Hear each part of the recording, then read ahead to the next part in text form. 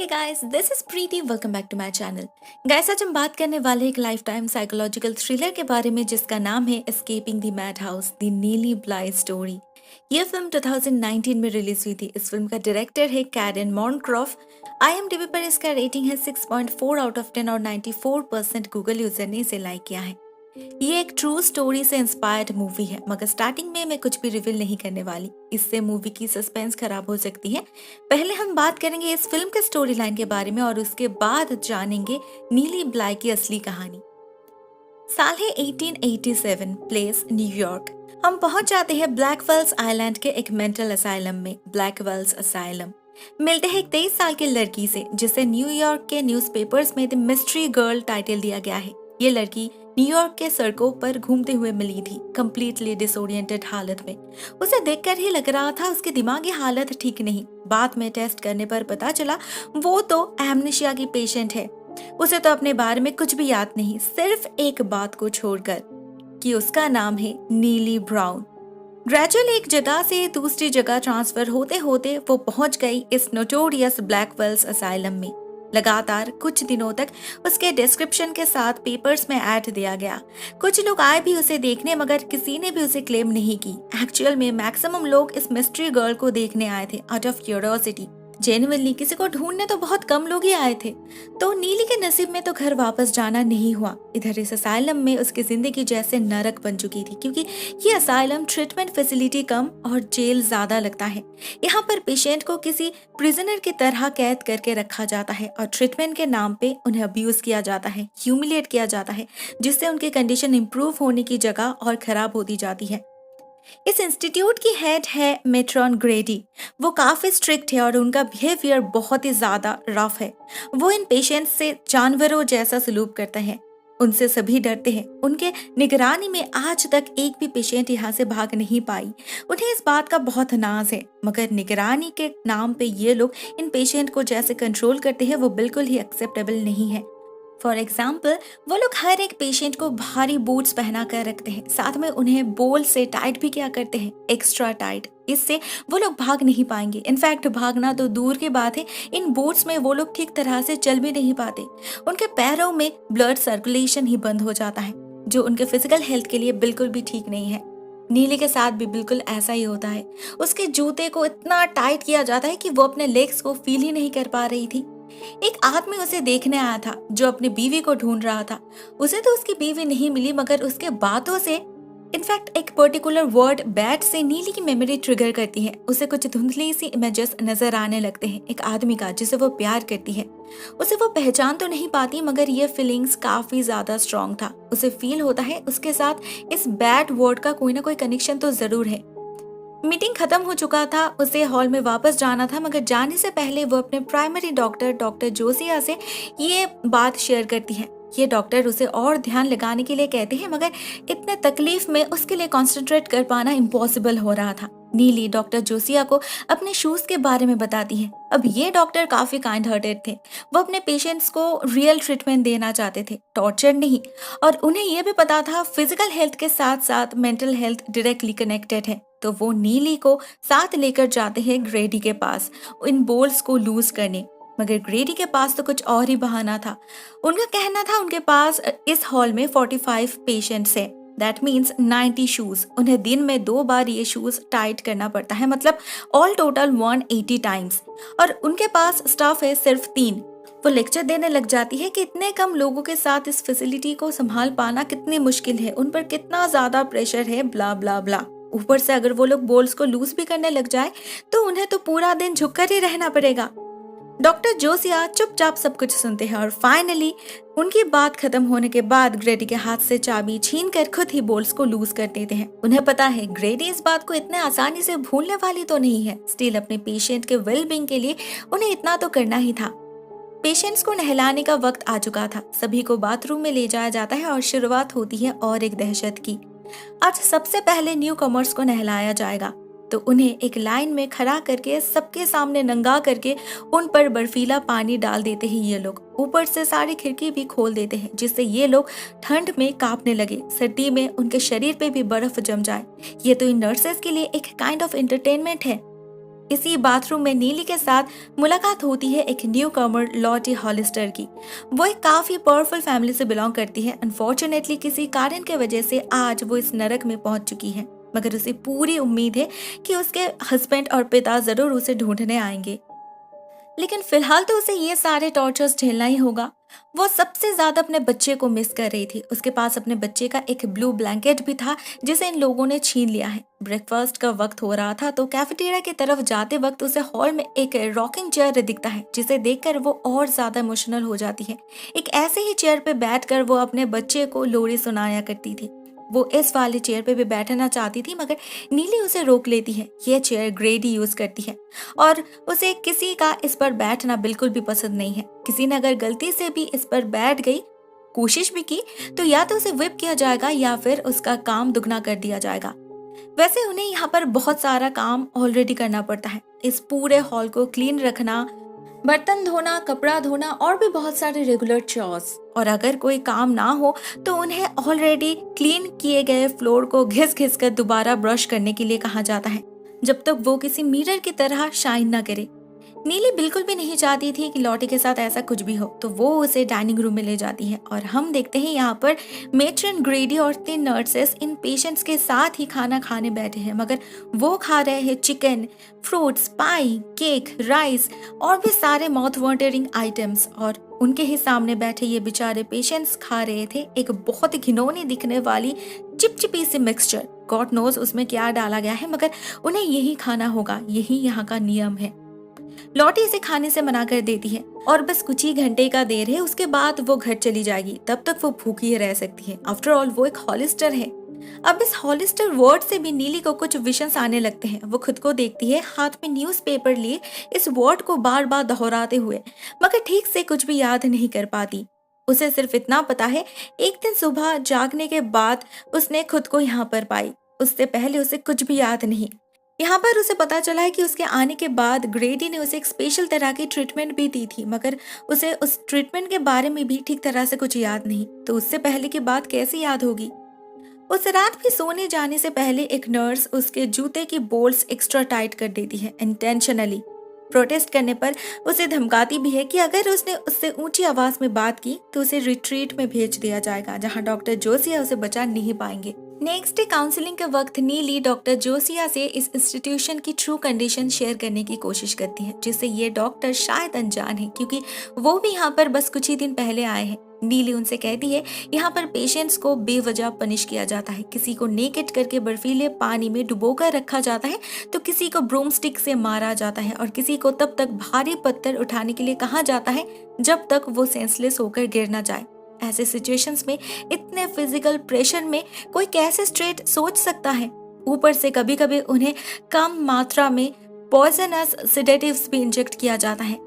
सबसे बात करके नीली को एक बात तो क्लियरली समझ आ चुकी है कि यहाँ पर मैक्सिमम लोग ही पागल नहीं हैं। ऐसे सिचुएशन में डाल के सुबह से शाम तक उनका मुंह बंद रख के उन्हें पागल बना दिया जा रहा है। यहाँ पर ऐसे भी पेशेंट्स हैं जिनके जुर्म सिर्फ इतनी है कि उनके पास पैसा नहीं है या फिर उन्हें इंग्लिश नहीं आती, वो लोग किसी दूसरे देश से बिलोंग करते हैं। ये लोग तो कम्प्लीटली सेन है, मगर यहाँ पर आने के बाद मेट्रन ग्रेडी के स्ट्रिक्ट रूल्स के अंडर रह के इनसेन बनते जा रहे हैं।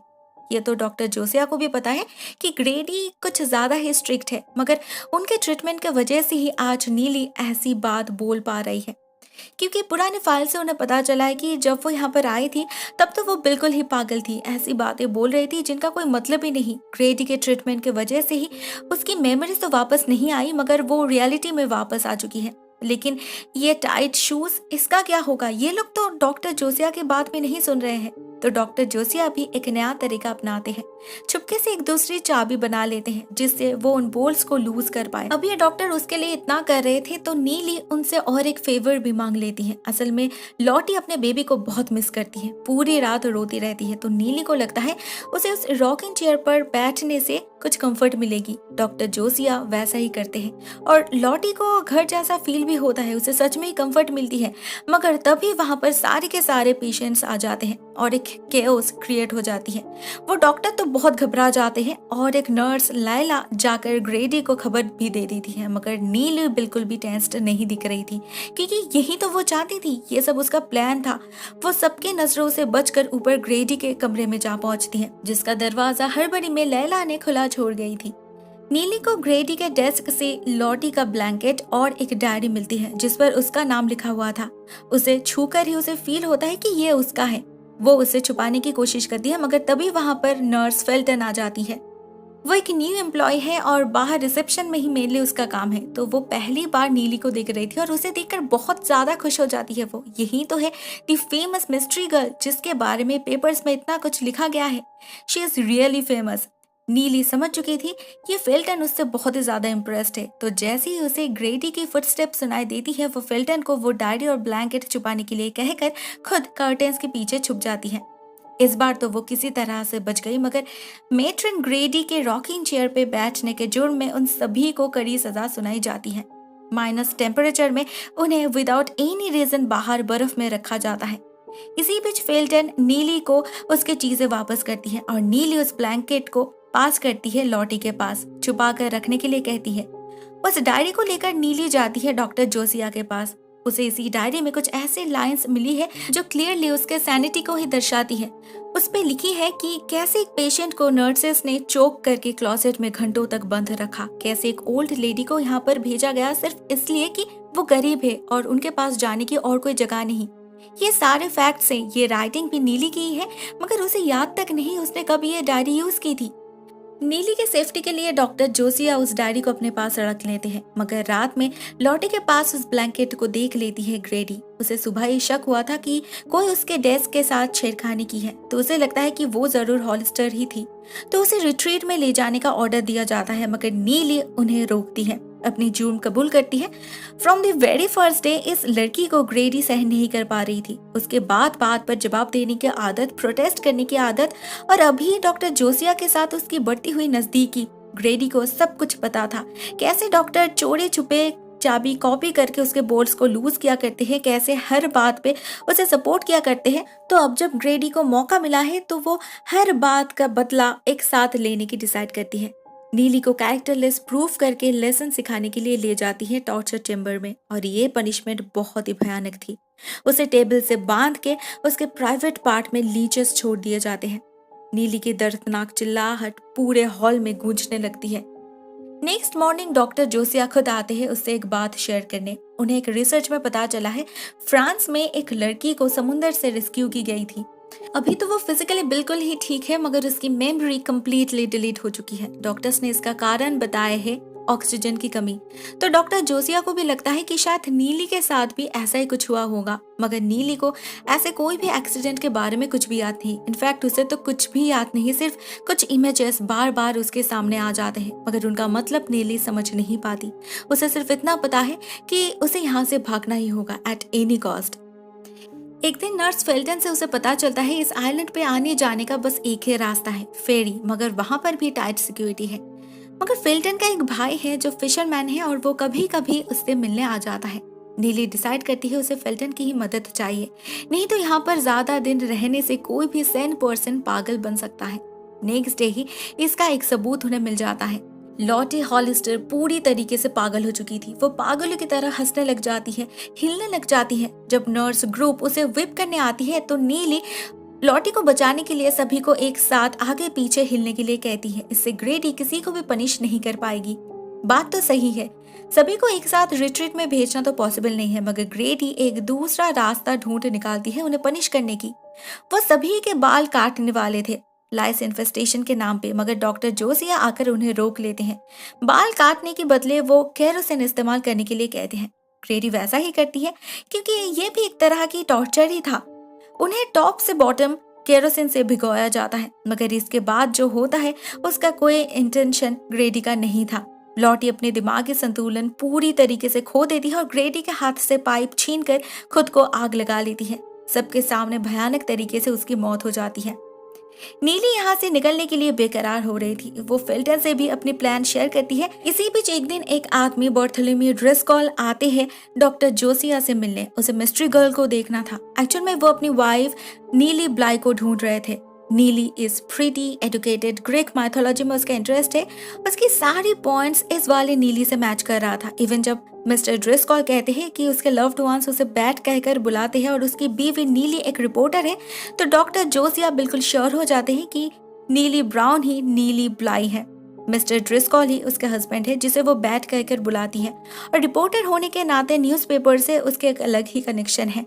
सो फाइनली नीली के अतीत के बारे में सबको पता चलने वाला था, मगर यहाँ पर ही डॉक्टर जोसिया अपना गंदा खेल शुरू करते हैं। वो मन ही मन नीली को पसंद करने लगे थे, इसीलिए वो बैट से कहते हैं कि नीली ब्राउन को ऑलरेडी किसी और फैमिली ने क्लेम कर ली है। मजबूरन बैट को वापस जाना पड़ता है, लेकिन दूर से नीली उसे देख लेती है। वो उसे पहचान पा रही थी। वो डॉक्टर जोसिया से भी पूछती है, मगर डॉक्टर जोसिया इस बात को कम्प्लीटली डिनाई करते हैं। नीली ये भी समझ चुकी थी कि मेट्रन ग्रेडी के ट्रीटमेंट से पहले वो बिल्कुल ही सेन थी, ठीक थी, उसे सब कुछ याद था। वो डायरी उसका एविडेंट है, मतलब उस ट्रीटमेंट की वजह से ही आज वो सब कुछ भूल चुकी है। लेकिन डॉक्टर जोसिया उसे पास्ट के बारे में कुछ भी सोचने से मना कर देते हैं। वो नीली को यहीं पर कैद रखना चाहते हैं, हमेशा हमेशा के लिए। उसी रात इस इंस्टीट्यूशन में एनुअल प्रोग्राम हो रहा था। नीली फेल्टन की मदद से भागने की कोशिश करती है, मगर फाइनली फेल्टन अपनी जॉब बचाने के लिए ग्रेडी से इस प्लान के जिक्र कर देती है, और ग्रेडी को भी मौका मिल जाता है नीली को रिट्रीट में भेजने के लिए। उसके हाथ पैर बांध के बेसमेंट के एक सीक्रेट कमरे में उसे ले जाया जाता है, और वहां पर होने वाली है उसकी एक्सट्रीम पनिशमेंट। उसे पानी में डुबोकर रखा जाएगा। सारे अरेंजमेंट्स हो चुके थे, एक पानी से भरे पॉट, एक वुडन बॉक्स, और सारे अरेंजमेंट्स को देखते ही नीली को ऐसा लगने लगता है कि वो यहाँ पर पहले भी आई थी। डॉक्टर जोसिया ने उसे एक बार कहा था कि किसी तरह के ट्रॉमा के कारण मेमोरी डिलीट हो सकती है, बट इन हर केस इसी ट्रॉमेटिक सिचुएशन में एक्सट्रीम प्रेशर के कारण उसकी मेमोरी धीरे धीरे वापस आने लगती है। उसका पूरा अतीत उसके सामने आ चुका था। उसे याद आता है कि वो असल में एक राइटर है, एक रिपोर्टर है। उसे इस इंस्टीट्यूशन के बारे में पता था, यहाँ पर कैद इन लेडीज के बारे में, इनके लेडीज के ऊपर होने वाले टॉर्चर के बारे में आइडिया था। वो इनके बारे में लिखना चाहती थी, इसीलिए वो द वर्ल्ड नाम के एक न्यूज़पेपर चीफ से जाकर मिलती है, एक सीक्रेट असाइनमेंट में निकल पड़ती है। पहले वो नीली ब्राउन नाम से एक होटल में एक रात बिताती है, उसके बाद नेक्स्ट सुबह ही वो पागलों की तरह रास्ते पर भटकने लग जाती है। फाइनली उसे इसी इंस्टीट्यूट में ले जाया जाता है। वो ग्रेडी के सामने अपनी एक्टिंग कंटिन्यू करती है, सबके नजरों से छुपकर अपनी डायरी में सारी इंफॉर्मेशन गैदर करने लगती है। मगर एक दिन ग्रेडी को उसके असलियत के बारे में पता चल जाता है। पनिशमेंट के तौर पे उसे भेजा जाता है इसी टॉर्चर चैम्बर में, एक स्पेशल तरह की ट्रीटमेंट देने के लिए, जो उसके लिए था उसके मेमोरीज को डिलीट करना। उसे तब तक पानी में डुबोकर रखा गया था जब तक वो बेहोश न हो गई, and as the result oxygen की कमी के वजह से वो सब कुछ भूल गई। मगर उसकी इंस्टिंक्ट उसे कंटिन्यूअसली गाइड कर रही थी इतने दिनों से। फाइनली आज उसे सब कुछ याद आ चुका है कंप्लीटली, इसीलिए ग्रेडी उसे लेकर फिर से आई है उसी रूम में, और एक बार उसके दिमाग से सब कुछ डिलीट करने। दूसरी तरफ at the same time bat को एक चिट्ठी मिलती है, जिसे नीली ने उसे भेजने के लिए द वर्ल्ड के ऑफिस में रख कर आई थी।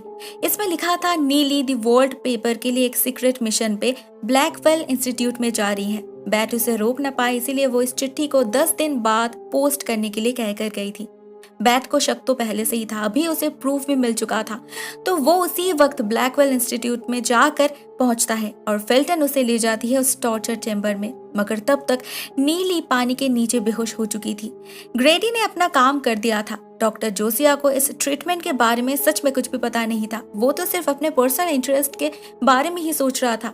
इस बार वो भी बैट की मदद करता है और नीली को पानी से बाहर निकालता है। नीली के सेंस लौटने में थोड़ा सा वक्त तो जरूर लगता है, मगर फॉर्चुनेटली उसे अभी भी सब कुछ याद था। अभी तो मेट्रन ग्रेडी को उसे आजाद करना ही पड़ता है।